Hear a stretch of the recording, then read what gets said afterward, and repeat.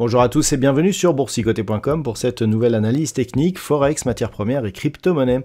Avec une paire de devises euro-dollar qui a cassé ici cette zone de support oblique, qui a cassé aussi la zone des 1.0925 qui était une zone à valider pour vraiment changer ici et confirmer le changement de tendance suite à la sortie de cette dynamique baissière.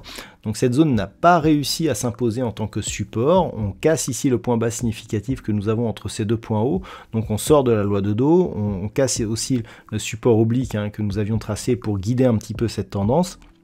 Mais on s'échoue ici sur la moyenne mobile 20 exponentielle. Donc tout n'est pas perdu, il y a tout de même des signaux d'affaiblissement, ne serait-ce que par la cassure ici de ce point bas intermédiaire, mais tant que les cours restent globalement au-dessus des 1,0780, eh bien on est toujours dans une dynamique, vous voyez qu'on pourrait même descendre ici sur cette zone de point haut, 1,0750 qui pourrait agir comme support.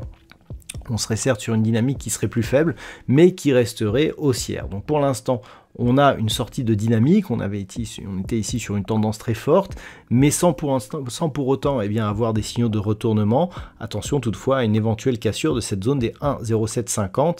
Et donc dans cette perspective, on reste ici avec un biais haussier tant que l'on ne casse pas ces niveaux, avec un prochain objectif ici qui se situe sur cette zone horizontale des 1.1060. Sur la paire de devises livre sterling contre dollar américain, par contre, on a bien validé ici la cassure des 1,2610 qui agit comme support. On le voit ici sur toutes ces bougies, donc quasiment toute cette semaine. Depuis la cassure, cette zone agit comme support. C'est une zone de résistance assez importante. Elle avait déjà été support avant d'être cassée ici et de valider une accélération baissière.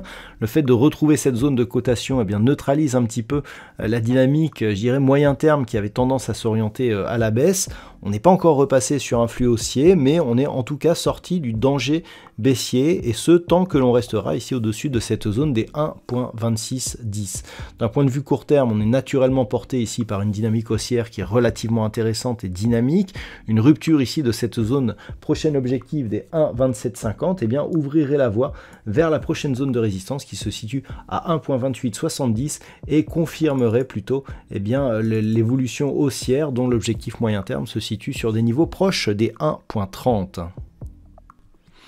Et sur l'or, ça se rapproche, je vous indique depuis pas mal de temps qu'une rupture ici de la zone des 2005 ouvrirait la voie à une hausse de la volatilité et un retour ici sur la zone des 2070 $ l'once qui est donc la zone de résistance qui a été testée par 3 fois donc depuis 2020. On a eu ici un test en août 2020, on a eu ici un test en mars 2022, on a eu encore un test ici en mai de cette année. Le fait de revenir encore une fois sur cette zone fragilise ce fort niveau de résistance et par une cassure donc de ce niveau, on obtiendrait très certainement un nouveau plus haut historique sur l'évolution du métal jaune. Donc pour l'instant, on est encore en dessous.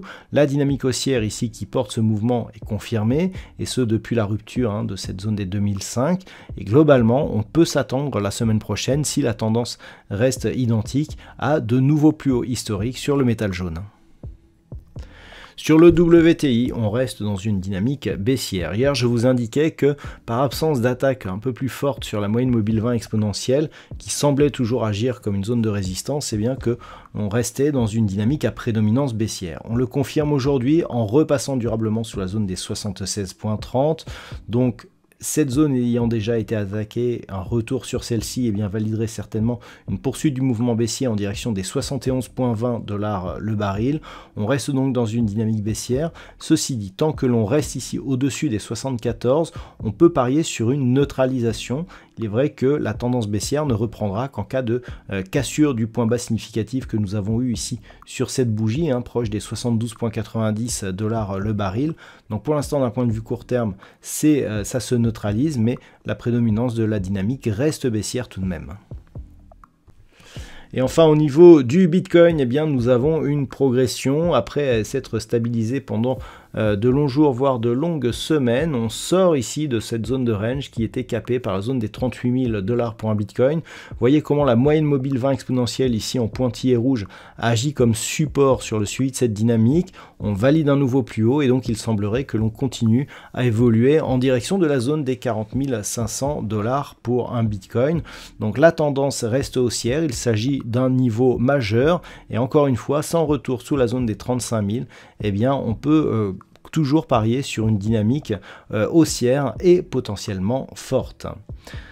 Voilà donc ce que l'on peut dire sur l'analyse technique de ces principaux actifs de marché. Je vous souhaite de passer un très bon week-end. On se retrouve dès la semaine prochaine pour d'autres analyses techniques, toujours sur le site boursicoté.com.